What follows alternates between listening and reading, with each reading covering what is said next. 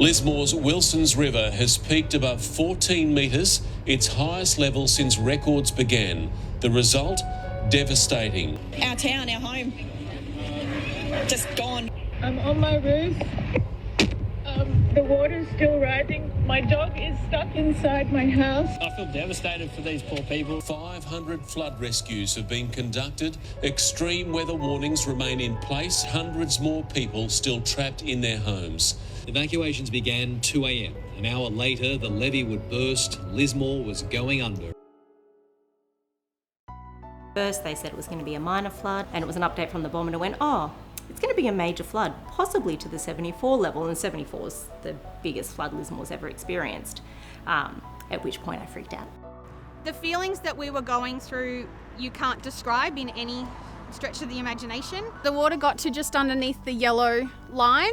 We had to leave these two front roller doors open, and by leaving those open, it let all the water out, but it also let all of our belongings out, unfortunately.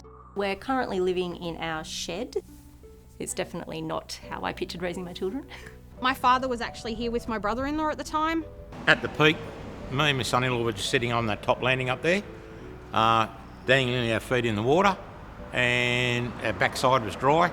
And when we got rescued that Monday morning, boat came in underneath it, just nosed in underneath the roller door, and we climbed over the railing, hopped on the front of the boat, and away we went. People probably don't understand how little progress has been made. Like, you would think that, 3-4 months on after a major flood that, everything would be coming back to normal, but this is my house and it's still a shell, and there are thousands of other homes in the exact same position. Lismore has gone off the radar. People have kind of gone, oh yeah, the floods happened ages ago. It's not today's news, it was last week's news. This whole entire section of the area was actually like a river. Everyone lost their cars. People can't get to Ballina and Byron and Casino to pick up stuff. So by having Baby Give Back here in town has been a godsend to everybody. Hi, I'm Carly Fradgley. I'm the founder and CEO of Baby Give Back. The first time I visited Lismore was just over a week after the first flood. It was really, really confronting, and I don't think anything could prepare anyone for visiting an area like that and not knowing just how devastating and how catastrophic that flooding event was. As we were driving back out of Lismore that day, I shed a few tears, but I also made an action plan so that we could get straight to work.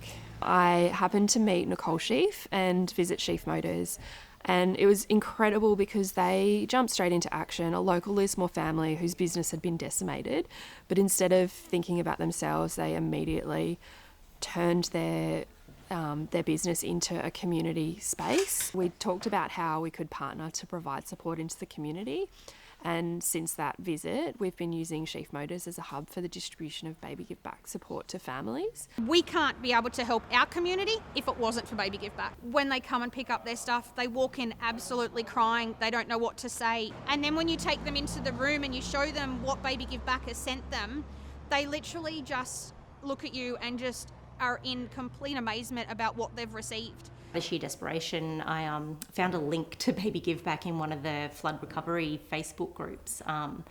And yeah, I filled in the form online. It was really easy, and they emailed me back pretty much straight away. They sent a bunch of bottles and, cleaning things for the bottles. They thought of everything that you could possibly need. So we set up an online form that families can access support directly. So we've been making sure that form is spread as far and wide in the community so people know where to go for help. Once they submit a form, it comes into our system, and one of our team contacts the families to check whether they've asked for everything they need, what their circumstances are. What we've found overwhelmingly is that people aren't asking for enough help, that we're encouraging them to, ask for exactly what they need. I can't count how many families that they have helped. I've got goosebumps. Carly and her team are absolutely, without a doubt, the most incredible humans on this planet. It doesn't happen without volunteers. Volunteers are the heart and the soul of everything that we do. If there's anything I could let other families know, it would be to get in touch with Baby Give Back. Just reach out. They understand that, you're going through a really hard time. In the initial phase of the sort of pure emergency response, it was complete desperation. We were getting calls for help, people who had no formula to feed their babies. Mums had breast milk had dried up because of the trauma and stress of what they were going through. So it was really focused in that immediate response of those basic essentials to keep people alive. There's so much trauma in the community. You know, I've heard of quite a number of families telling me that every time it rains now, their kids are scared, and the flow-on effects of that and the generational effects that we might see from the level of this disaster are huge. So the more that we can support right now, it's a critical time for people to know that we're here is really, really important. We really need people to not forget about families affected by the flooding.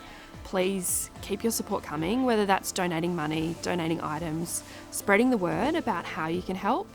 There's nothing that is too small. If it's, adding a $2 packet of baby wipes to your grocery shop, if it's telling your neighbour about Baby Give Back and what items they can donate, or sharing on social media, all of that support means that there's more families that we can reach.